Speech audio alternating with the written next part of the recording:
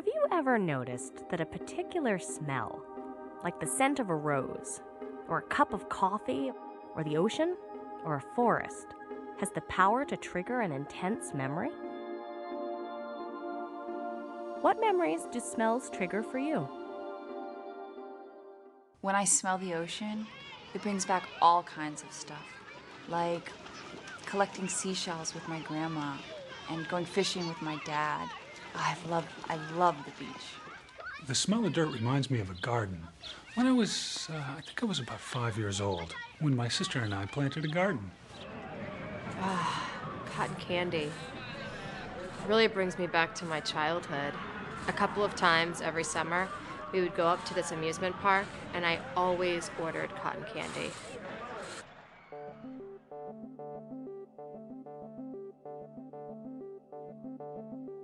Smell seems to be a very powerful trigger of memory. So odors and tastes seem to be some of the most powerful stimulants for triggering memories in our brain.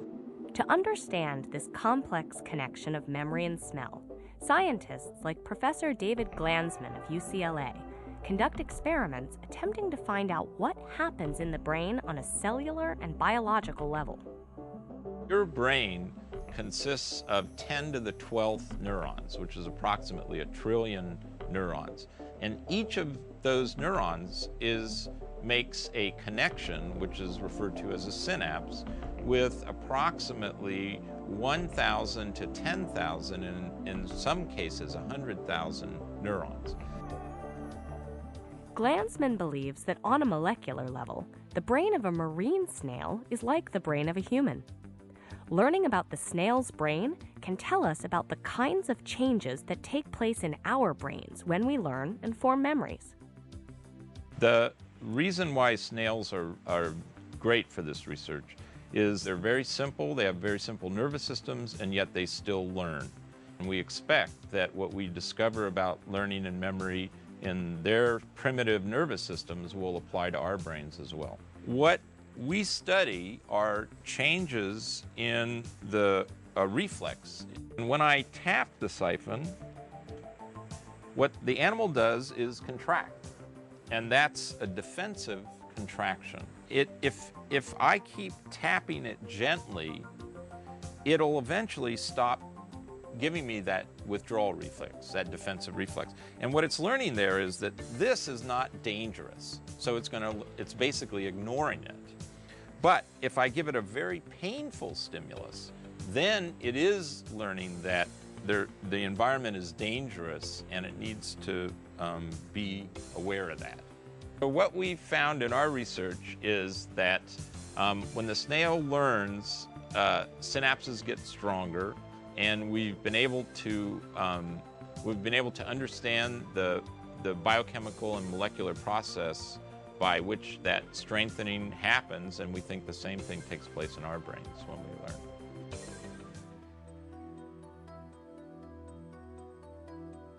Today, other scientists and neurologists are using new technology called MRIs to help them study this fascinating memory-smell connection.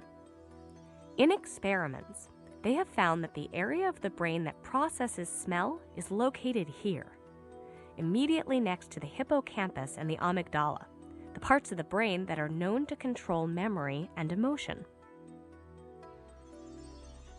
The sense of smell has a powerful connection to memory and the brain. The loss of the ability to smell is often one of the earliest indications that there is something wrong in the brain. People who have poor senses of smell, very poor senses of smell, often that's associated with clinical diseases of memory, such as Alzheimer's. Alzheimer's disease is a very devastating disease of memory, and it's caused by the malfunction of certain types of proteins in your brain. Recent research indicates that these abnormal proteins are particularly prominent in the olfactory bulb, which is one of the main centers for smelling, and olfactory cortex. And it may be that first the disruption begins there, and then it spreads to the parts of the brain that are important for memory. The knowledge we are gaining today can lead us to ways to cure and prevent diseases of the mind that destroy our most precious gift as human beings, our memories. The smell of the ocean reminds me of when I was young. I was stung by a jellyfish on my chest, and it hurt. The smell of potato pancakes reminds me of my childhood, my mother, actually my whole family, when I was very young. The smell of gas reminds me of when I was young and my dad and I would fix cars together.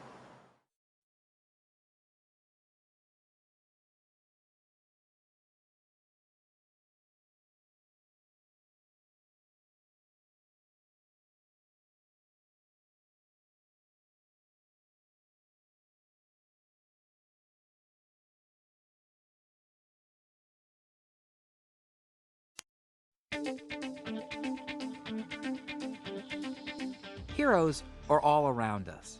In the classroom, teaching children how to read. In labs and hospitals, seeking cures for diseases and healing the sick. Volunteering to help children learn to be on a team. And risking their lives to save others. Some heroes are known throughout the world. My hero is Nelson Mandela because he spent 27 years in prison. And for him to be able to come out of prison and to be bigger than the men who put him there makes him my hero. My hero would have to be Mother Teresa. She's a humanitarian. Do I have any personal heroes? I would think of maybe a scientist such as Albert Einstein, because I'm a scientist myself. While some people are well-known figures, we can also find heroes in our own families. One of my heroes is my mother. She always sacrifices herself for the well-being of her children. My hero is my dad. He's really shown me that even though he's first-generation immigrant from Vietnam, he's been able to do really well here in America. Ivan Alomar is 23 years old. He lives in Oakland, California. He is a hero to his sister and his nephew. Hey, we're playing There's no replacement for a father. I'm never going to be able to place that for my son. So he gets those being a man lessons that I can't give him. He gets those from his uncle. And my son is blessed to have a strong black role model that we didn't have and that we missed. I can't say that we didn't. Ivan is a powerful role model for his nephew and for other children in the community. Ivan works for AmeriCorps. AmeriCorps is an organization that places young people in community service jobs so they can get work experience while they are helping their communities. AmeriCorps members like these work for 1 year.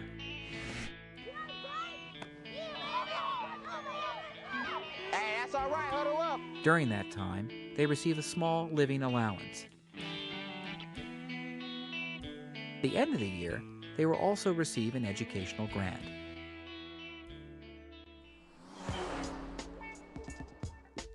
Like many heroes, Ivan sees a problem that needs solving. And, like many heroes, Ivan has a vision of a better day, and the energy and the positive attitude to achieve it.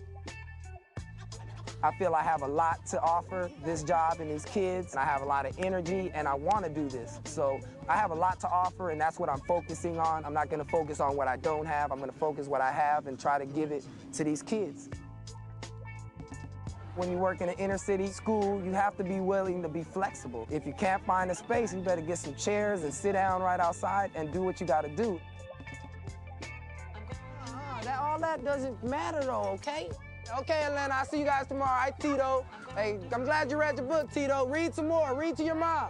Ivan gives a lot of himself, but he finds the work personally rewarding. Every day, Ivan makes a difference in his family and his community by improving literacy, changing stereotypes, and by being a role model. Many people would consider these the actions and the qualities of a hero. I believe the qualities of a hero would definitely include the ability to inspire others to do good. A hero to me would have to be someone really compassionate, someone who's really cares about life and cares about the people around them. The qualities of a hero include leadership, wisdom, sacrifice, and mostly love, I think.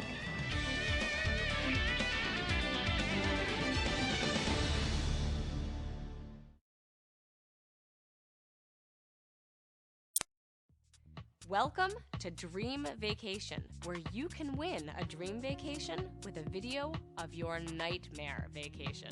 Yes, every week we select a video as the winner of our worst nightmare vacation.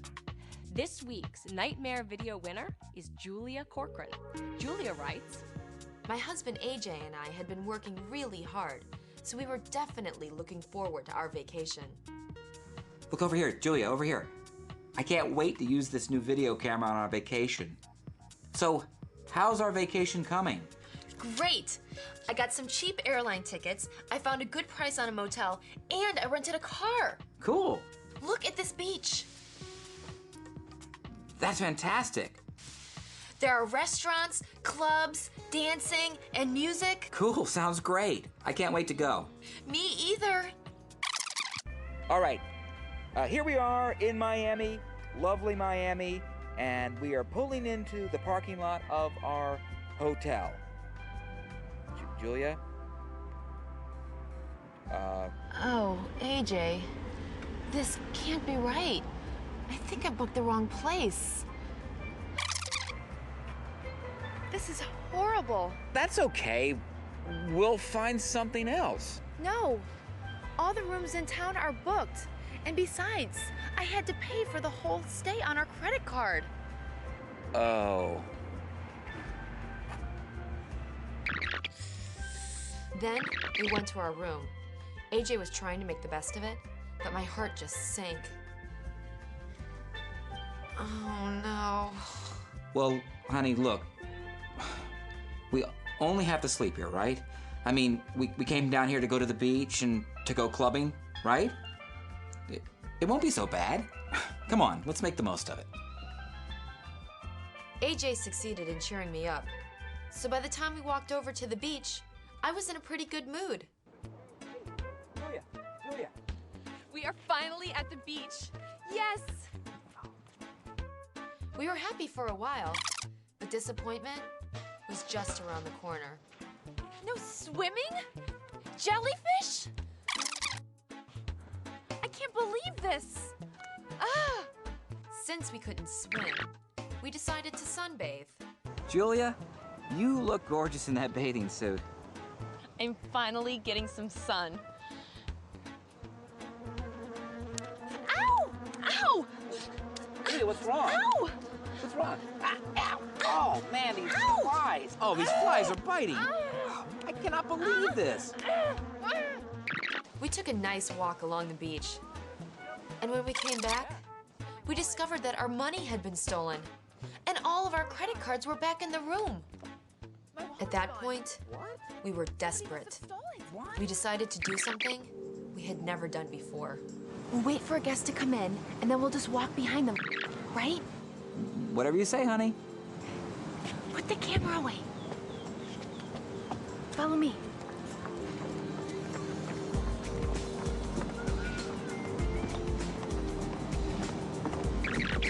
See? How easy was that? You are amazing. Welcome to our pool. This is great. Absolutely perfect.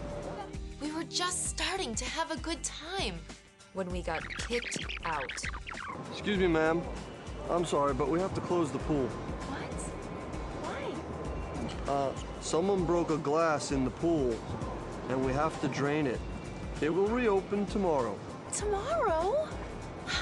I'm sorry. I can't believe this. Then we went out to dinner. Wow, this is a great restaurant. The sushi tastes a little funny. You're the one who eats that raw stuff, not me. Are you okay? Hun? Julia? You okay? No, I'm not okay. Well, I think you might have food poisoning. Hey, honey, your face is really red. I have a horrible sunburn, and I know I have food poisoning. Turn that thing off, please! That was our horrible vacation. We want to have a real dream vacation instead of the nightmare we just had. Well, Julia, you did have a nightmare vacation. And so, congratulations, you and AJ have won an all-expense-paid trip to the Palms Resort in Miami Beach. Tropical breezes blow through the palm trees by the pool. You can walk along miles of turquoise ocean or relax in your luxury suite. Have a ball. This is more like it.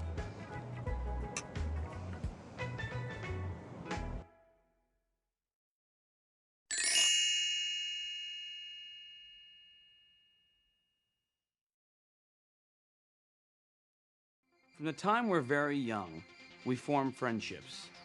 In the neighborhood and in elementary school. In high school, friendships enrich our lives and help us through hard times. Friendships are a source of new ideas, creative inspiration, insight, and the joy of sharing. In the United States, going away to college is a rite of passage. For many, it's painful to leave old friends behind. Most college students say that their first few weeks of freshman year felt very lonely. Those who successfully made new friends reported that they had to work at it. Many said that it took as long as 4 or 5 months. At Florida International University, students will make many new friends. My name is Danielle Need, and I was born in New Jersey and raised in Maryland. Hi, I'm Jason. I'm from Kingston, Jamaica. My name's Kate Mitchell, and I was born in Austria, and I grew up mostly in Michigan and California. Hi, I'm Chris. I'm from Orlando, Florida. I was really excited when I first came, and I came with my parents. Couldn't wait to get into my room. It was raining. It was real. The mood wasn't a really good mood. The whole idea of living with roommates, I was a little bit nervous about. I really like Danielle because she's very straightforward, and I know that she'll tell me how it is. If I need an honest opinion, I can go to Danielle. I value being friends with Kate and enjoy being friends with her because she values justice in the same way that I do, and that we're both very into educating others on being open-minded and with social issues. We're two different people, you know what I mean? And a lot of his weaknesses are my strengths. A lot of his strengths are my weaknesses, and so we just feed off of each other. Chris, he's easy to talk to, he's loyal, and he's honest.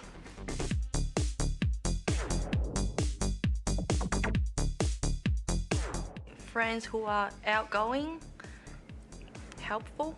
Sincerity, honesty. Loyal to you and willing to just hang out, just have fun, not to be too uptight.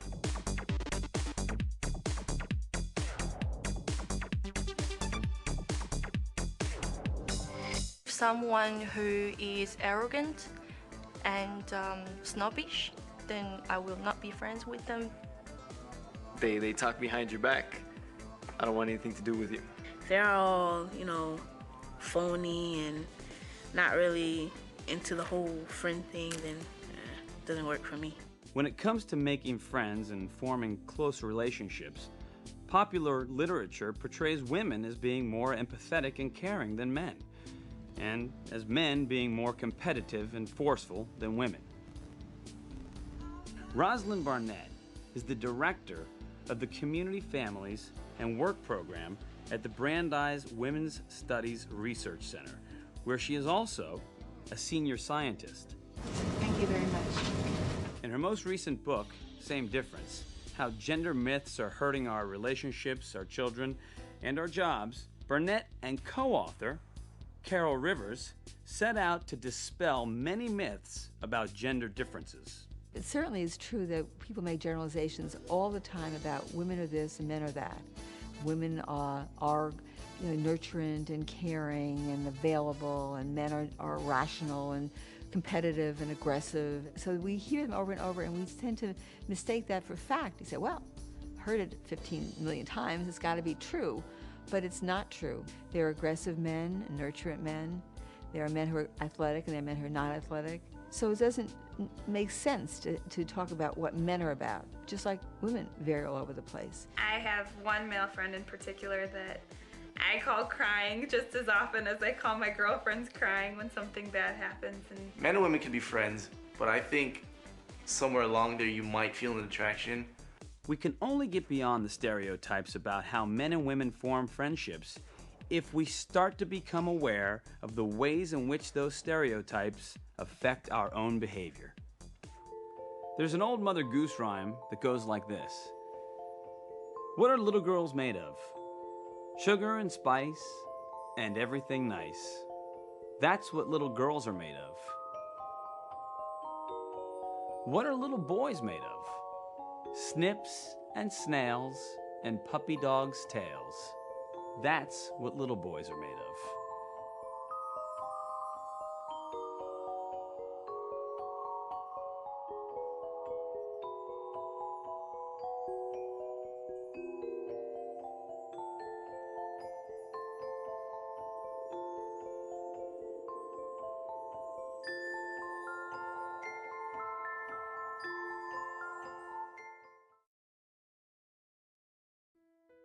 What is the difference between healing and curing?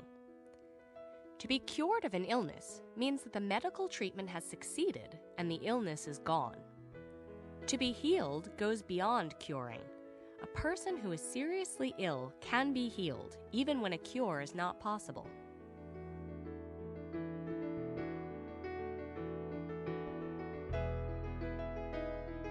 At the Leonard P. Zachem Center at the Dana-Farber Cancer Institute, cancer patients undergoing conventional treatments find healing through complementary and alternative medicines. The center was started by Lenny Zachem and is named in his memory.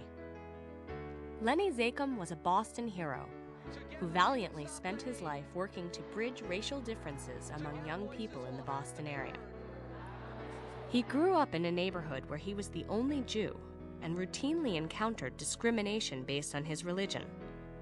As a result of this treatment, Lenny decided to spend his life fighting prejudice and discrimination. At the age of 29, Lenny became the director of a Jewish organization that fights discrimination. He spent the rest of his life promoting racial harmony by educating the public, becoming involved in political activism, and holding public events that encouraged integration throughout the community. Then, at the age of 41, at the height of his career, Lenny was diagnosed with cancer. He chose to fight the disease any way he could and explored several alternative therapies to combat his illness. I found for myself that you want to try to wage as full-scale a mobilization of every single resource you have to deal with this. And that is why it's important in the process of treatment that whether it's acupuncture, vitamins, more water, changing your diet, massage, guided imagery, musical therapy, whatever it is, do something. Because with complementary therapies, in conjunction with conventional therapies and under medical guidance, one can regain control of their illness. They can take charge, they can get that positive attitude, and they can turn that anger and that energy and point it against their tumor, their cancer. For my case, for instance, during those first couple of days after diagnosis, I began to have physical symptoms, not of the cancer, but of the stress. Trouble breathing, chest pains, thought I was having like a heart attack. Intense stress and anxiety interfere with healing on every level. Many complementary and alternative therapies are excellent at reducing stress and anxiety. At the Zachem Center, some patients find that Reiki makes them feel less anxious and more relaxed. Reiki is an ancient practice. It originated, we believe, in Japan and came to this country 80 years ago. Reiki is a laying on of hands upon a patient's body, and it's done by a practitioner who is trained in the Reiki principles, and it uses universal energy. That is energy that is around us all the time, and the Reiki practitioner uses themselves and the energy within a patient to help to heal a patient. Constant pain and the side effects of traditional treatments can make a patient feel absolutely hopeless, deeply depressed, and completely drained. Acupuncture, an ancient Chinese practice, can be extremely effective in reducing pain and nausea from chemotherapy. In addition, it is also known to improve energy and strengthen the immune system. Acupuncture stimulates and balances vital energy in the body, energy known as qi. I found that there are times when I am literally what I call almost brain dead, where I have difficulty in just putting one foot in front of another one. And I get over to my acupuncturist, and sometimes within seconds, he is able to unleash a torrent of energy. Massage therapy is another alternative treatment that can restore energy and strengthen the immune system. When I put my hands on somebody, I bring energy and life to them, and it's like jump-starting a tired battery. The work is done more as a form of energetic healing than it is of physically working on the body. The use of complementary therapies will give you the space, give you the confidence that whatever is going to happen, you're going to give everything you can to fight this thing. Sadly, Lenny Zachem was not cured of his cancer. He died in 1999 at the age of 46. Today, in addition to providing affordable therapies for cancer patients, the Zachem Center conducts research in order to increase our knowledge of Eastern medicines and their healing properties. The Zachem Center bridges Western and Eastern medicine so that cancer patients can find the hope, relief, and the healing they need for their minds, their emotions, and their spirits.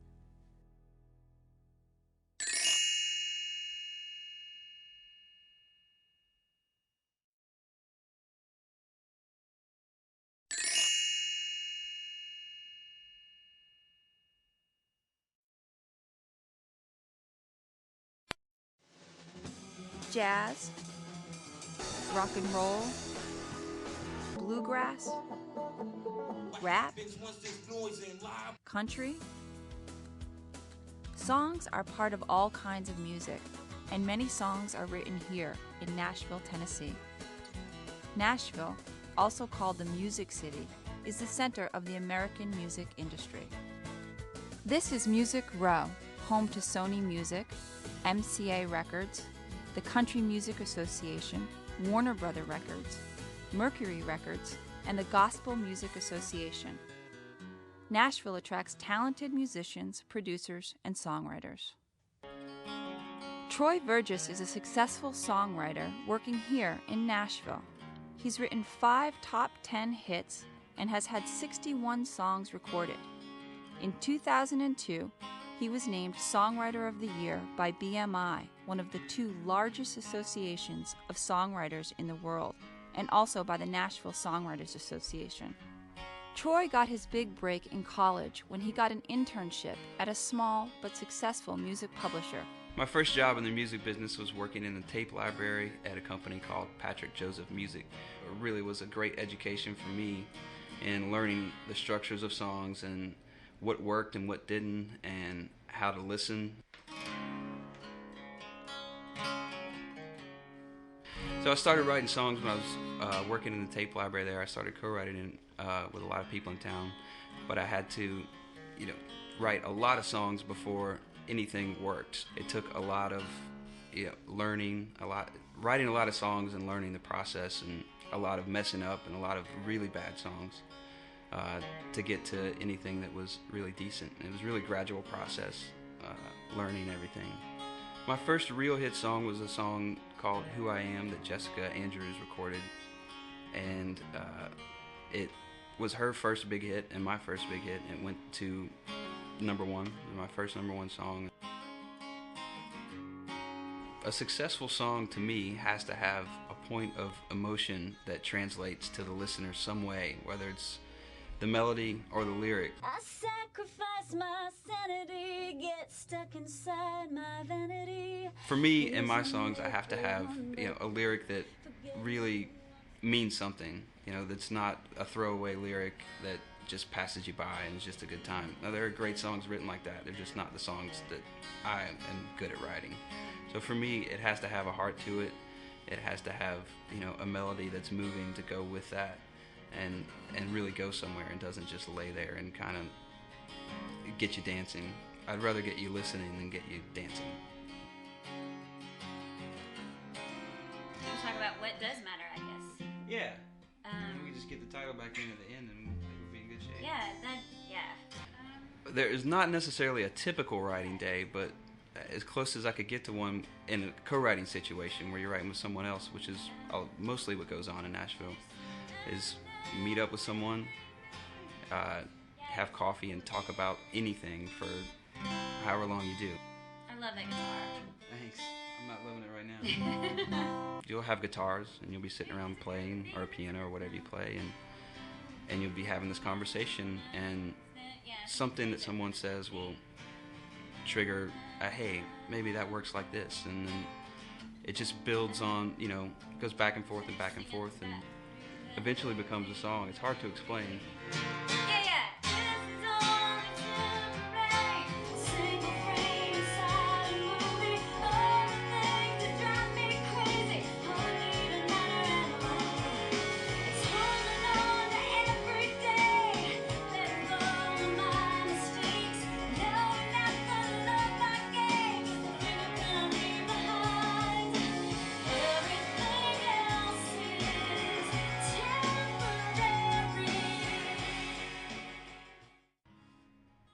To be a writer in this town as a professional, you do have to have a lot of discipline and make yourself write.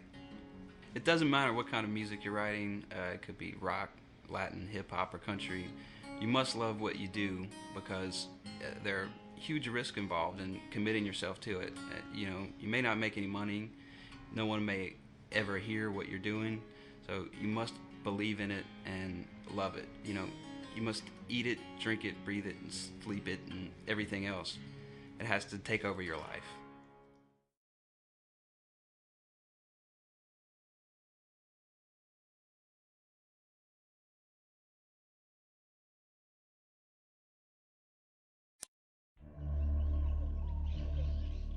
In this corner, standing 3 meters tall and weighing in at 4,000 kilograms, the mighty vegetarian Triceratops. And in this corner, at 12 meters tall and 6,400 kilograms, the ferocious carnivore Tyrannosaurus Rex. Vegetarian versus carnivore. The world has always been divided and still is. I am not a vegetarian. I like meat. I'm a vegetarian because when I eat meat, it makes me feel gross and dirty. I absolutely love meat. I would like to be a vegetarian because meat preparation in this country scares me. I am mostly vegetarian. I like eating fish more than meat. I'm sort of against vegetarianism. I think it's silly because meat, I think it's kind of a necessary part of your diet. I eat lots of fruit and vegetables. I eat lots of raw food. My favorite meat dish is a filet mignon. I think red meat is bad for you. I kind of like vegetables, some vegetables, but I really like meat. I could never stay away from meat. This is Helen Harita, who is a caterer, chef, and author who specializes in vegetarian cooking. Helen is shopping to prepare a vegetarian meal. I have 3 main reasons why I shop at a farmer's market. 1, because I can find organic produce from local vendors. 2, the produce is fresher, which means it has more nutritional value. And 3, it's such a fun place to be. It's a social gathering. The reason I buy organic is because I know that the food has not been grown or processed with any chemicals or pesticides or sprays that are going to be toxic to my body. So they're better for me. This is Tom Loftus. Tom is a professional chef. He also teaches college students about cooking. Tom specializes in meals using meat. One of the first things I tell my students when they come into our program here is that there's a difference between healthy food and good food, and that difference is taste, and most of that taste comes from fat content. There are benefits in a vegetarian lifestyle. I think there's 5 main reasons why I'm a vegetarian. One would be the environmental, ecological impact. That means soil conservation or wise use of our lands. 2 would be personal health. We know that vegetarianism promotes health and meat eating creates disease. 3rd would be finances. It's much cheaper. And the 4th reason would be the ethics, because it's really a loving way to exist. And the 5th would be for spiritual growth. So, you know, you're not killing. It's nonviolent.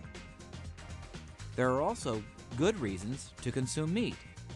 Meat in the diet is very nutritious, and one of the reasons for that is that the proteins that occur in meat products are very similar to the proteins in the human body. Vegetarians need to be careful about their protein intake because most plant proteins are not as easily assimilated by the human body as those that we find in meat food. Both Tom and Helen enjoy cooking their different meals. Most people, myself included, find meat to be very tasty. One of the contributing factors to that is the fat content that is in most meat products.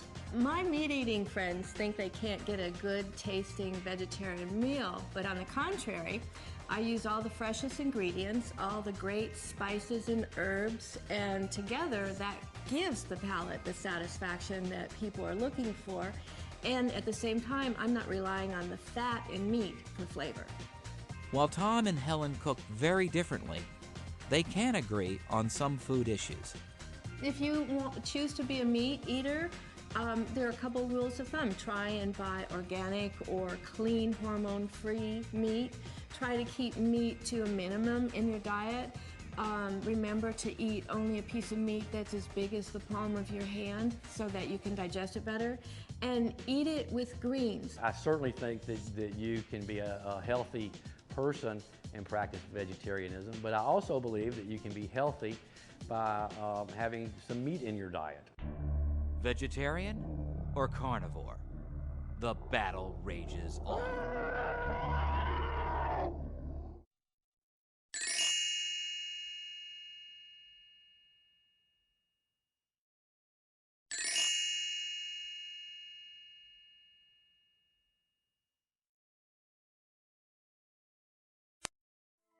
The Mona Lisa, the most famous painting in the world, was truly revolutionary, even in its time.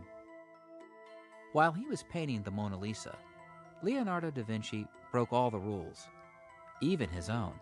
In spite of the fact that Leonardo and other artists believed that women should only be portrayed with eyes gazing slightly down, Leonardo painted the Mona Lisa looking directly at the viewer. The position of her body is another innovation. While her face looks straight ahead, her body is slightly turned, a pose that creates a sense of movement and tension. In another break from tradition, the Mona Lisa is not wearing any jewelry or adornments. Finally, backgrounds in portraits usually indicated a real place, but the landscape in Leonardo's portrait seems almost imaginary. One of the things I like to do is think about her face and what is she trying to say with her face. And I used to think that her face told more than one story. For instance, if I covered up one side of her face, it seemed like she might be a little sad or reserved, almost secretive. Her eyes they're kind of looking at us or around us, through us, perhaps. I think with that painting, she's the viewer and we're the subject, in a way, and she has this look that she knows something that we don't know. And then when I covered up that side and looked at the other side, she seemed happier, more satisfied, and together it created sort of a mystery about her that made interpreting her face very enigmatic. There's speculation that the Mona Lisa is a self-portrait of Leonardo, and I believe that it is. The features do line up between the Mona Lisa and sketches of Leonardo. Scott McMahon and Ann Path are both portrait artists. They believe that portraits can tell a story and make people think, just as the Mona Lisa has done for so many years. When I was young, I was always interested in reading books about people and the dynamics, different kinds of relationships they had. And so when I became a painter, it was natural for me to be interested in painting people and looking for similar kinds of stories to tell about them that you might read about in a book. Most of my work consists of photographic self-portraiture.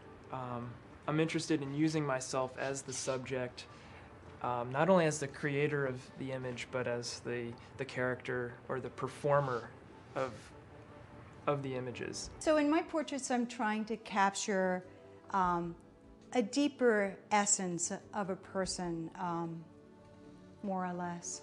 This work here is done with a pinhole camera, which requires a very long exposure. So with a portrait, you can get this feeling of time passed. It's not an instant per se. It could be 5 minutes of exposure. So this is another project I'm working on.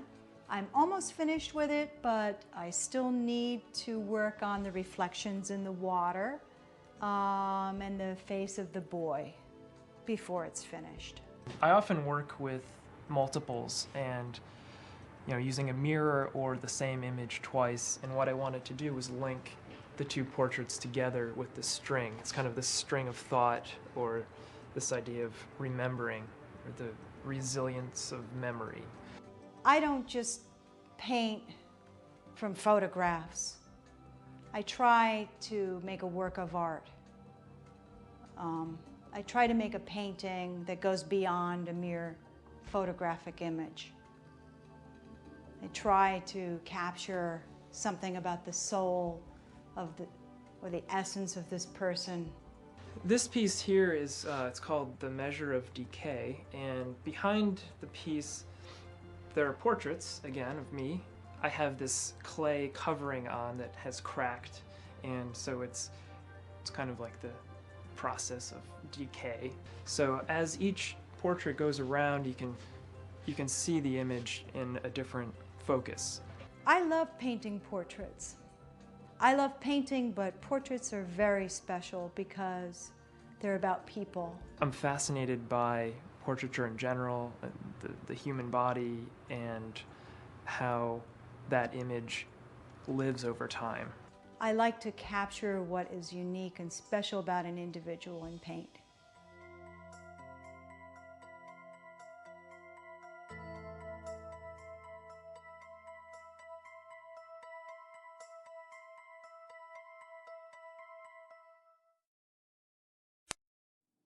Do you wish you had more time?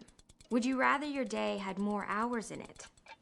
If only you could stop time, right? Well, you can't. But you can use the time that you do have more effectively. You can use your time to get more done, so you can have time to do the things you want to do. This week on Balancing Act, Time Makeover, we're going to help Dave, a college student, with his hectic life. Hi, Dave. So you really need some help, right? Right. I'm always rushed. I'm always running around trying to catch up with my work. I feel like I'm caught in a storm. I mean, all this work is flooding onto my desk. I'm drowning in all my papers and my homework. I try to get to class, but sometimes I get there and sometimes I don't. I am really pressed for time. I feel completely out of control. I am on a sinking ship. Dave, we can rescue you and your ship. You can get more done and you can take control. The first step, Dave, is to look at how you're spending your time. Let's see if we can find out what's causing this storm. So tell me, what happened the other day? I got into bed so late the night before that I found myself sleeping right through my alarm. I had to drag myself out of bed. I overslept by an hour. Well, I'd finished my paper the night before, but when I woke up in the morning, I had no idea where my keys were. I spent a long time looking for them, and I was freaking out. Then I had to rush like crazy to get to class, but I still missed it. So I decided to hand my paper in later that day. Well, I then had some time to kill, and since I'd slept right through breakfast, I hadn't had anything to eat. But before I could eat, I got a few calls and talked to friends. And by then, it was too late to eat because I had to get to work. So I went to work, but by the time I left, it had gotten so late that I couldn't have my paper in. Seriously, it's time I did something about this. I wish I had more time, but I know I don't. If only I could stay on track and accomplish more in one day. You can, but what you need is a time makeover and some expert advice. We're going to help you set goals, get organized, and stay on schedule. First, you need to set some goals. Let's hear a few tips from one of our time makeover experts. My schedule is always very busy. If I don't plan my day in advance, I would never get anything done. So what I do is each morning I jot down the 6 most important tasks of the day. Then I concentrate my efforts on these 6 tasks before I do anything else. I'm going to ask you to envision a day in which you meet all your goals and everything goes right. So, what areas in your life do you want to improve? I want to get to all my classes, get to work on time, spend time with my friends, and study, of course. Setting practical goals is the first step in a time makeover. But to achieve those goals, you have to get organized. For more on getting organized and staying that way, let's talk to another one of our time makeover experts. I keep each of my jobs that I'm working on in individual files. I then put them in order of priority on my desktop. It's really important to have a clean workspace and organized as well. Otherwise, how could you find anything? So you see, getting organized can start in a practical way, like organizing your desk. So it was about time Dave got his desk organized. Wow, this is great. And our next way to help Dave in his time makeover is to be sure he stays on schedule. Keeping a schedule is essential to making the best use of time. No one knows this better than our next time makeover expert. I use my PDA to coordinate my schedule. I always try to set realistic times for meetings, and I always leave a buffer in case things run long. We're going to work with Dave to create a realistic plan for his day using this new PDA. If he follows this schedule, he should be able to accomplish all his goals. We'll check back in with him later. All right, Dave? Sounds great. Hey, Dave. Look at you. You're looking calm and relaxed. So, do you think your time makeover worked? Definitely. The other day, I'd gotten to bed early, so the next morning I woke up on time. And because we'd organized my desk, it was easy to find my assignments. And then I made it to both my morning classes. I even got to work on time. Unbelievable. Then, I made it back home with plenty of time to do some studying. But the phone just kept on ringing. How do we deal with the constant ringing of our phone? I think one of our time makeover experts can help. There are certain times of the day that get so busy, I simply can't take any phone calls. So I send them to my voicemail. Then around, say, 1 or 1:30, I make all my callbacks. And if need be, for the longer calls, I'll schedule those for tomorrow's workday. So, do you think that can help? Definitely. I'll rearrange my days so that I only take calls when I finish studying. So, Dave, do you feel your life is more balanced since your time makeover? Absolutely. I'm not rushing around all the time. I have realistic goals that I can achieve for each day. Having my desk organized and sticking to a schedule really helps.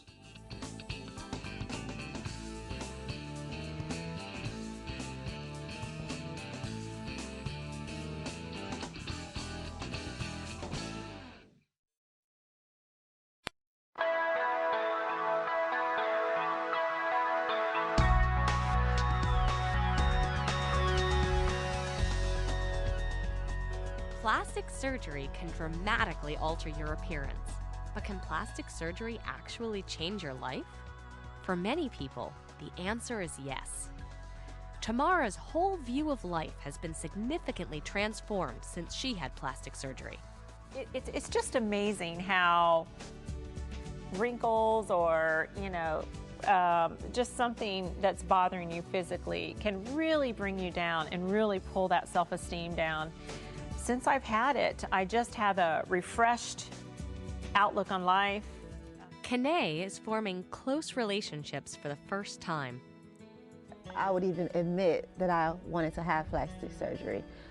And in admitting that I wanted to have plastic surgery, it made me aware of things that I was going through emotionally. Putting up walls and not having intimate relationships.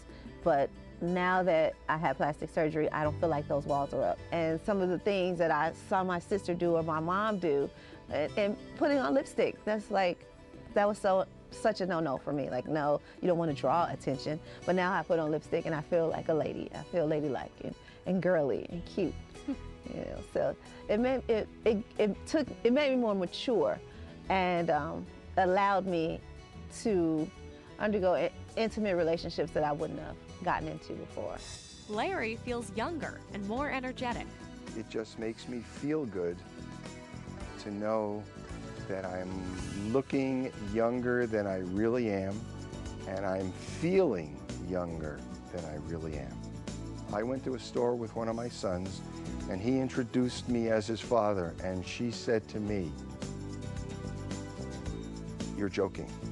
And I smiled and said, "Ask him." People get plastic surgery for many reasons. This woman felt that her large nose distracted from her lovely eyes. After her nose job, her eyes have become the focus of her face.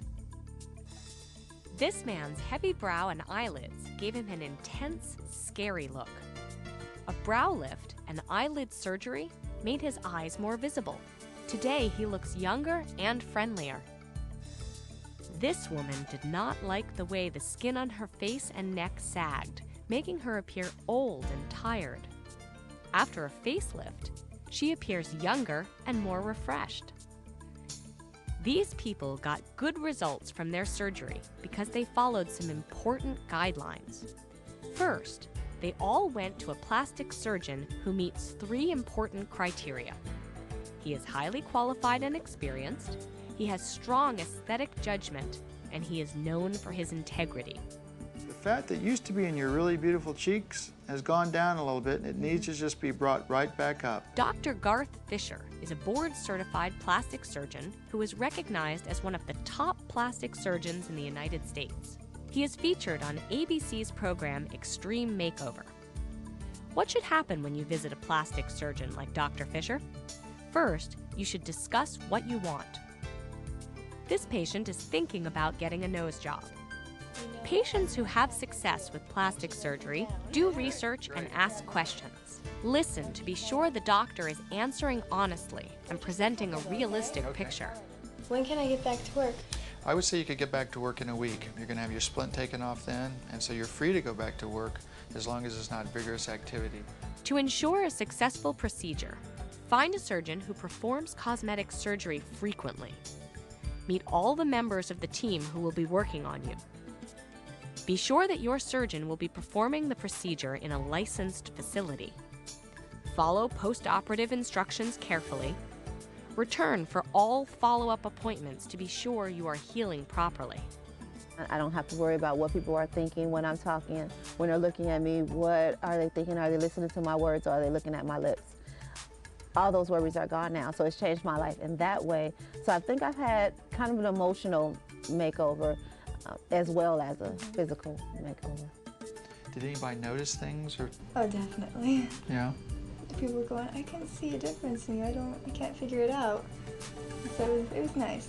Are you happy that you did this? I'm extremely happy.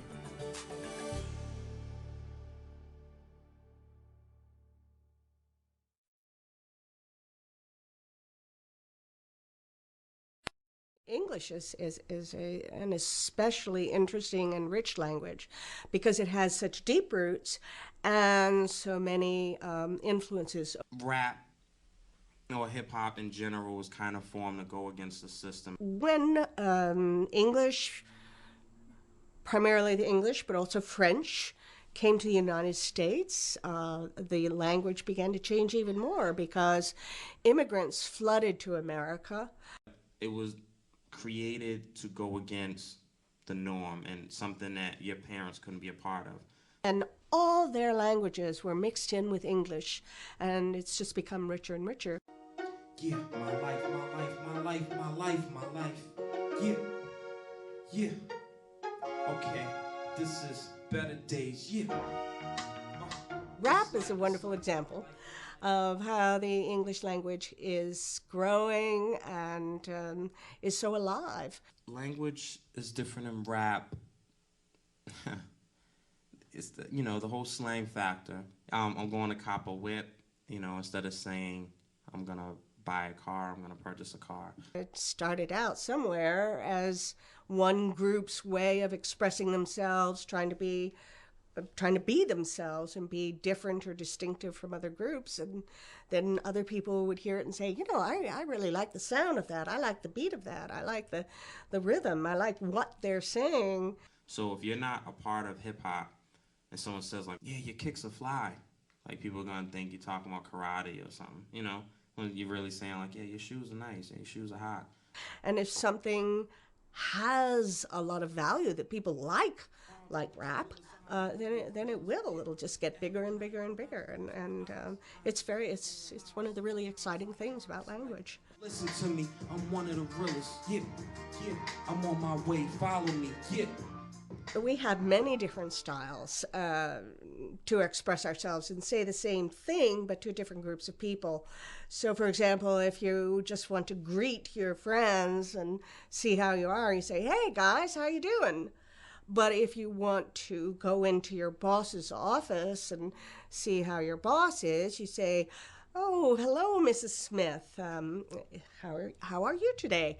And it's a very different style. I think rap influences the way people talk, and I don't know if it's in a negative way. It can be a problem if you use the wrong style with the wrong group of people. People don't know how to turn it off and on.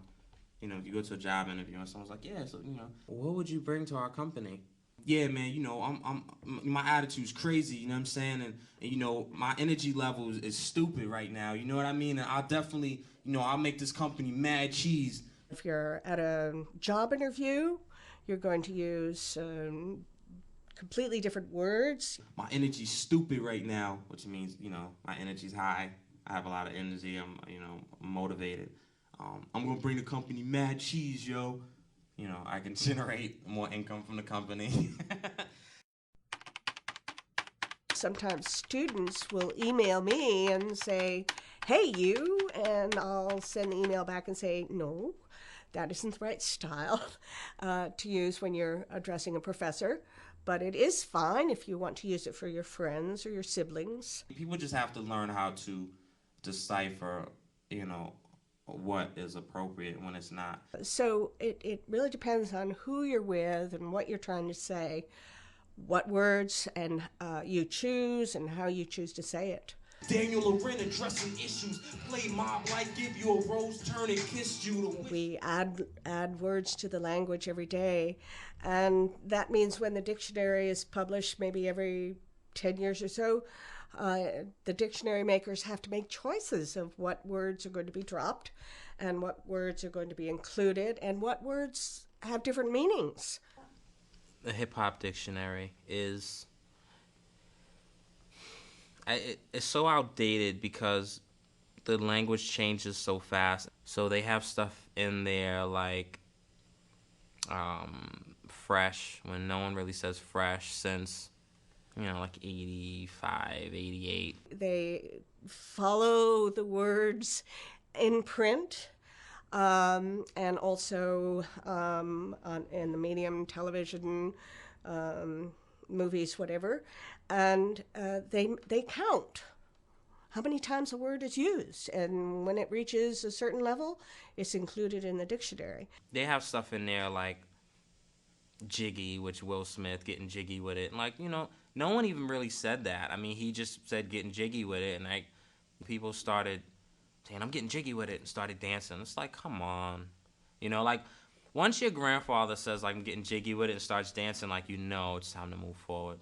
And words that aren't part of the language anymore, take it out. My life. Yeah, follow me through my life.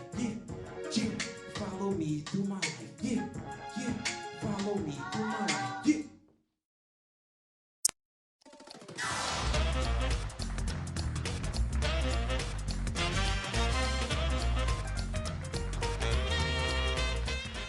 Welcome to What Do You Say?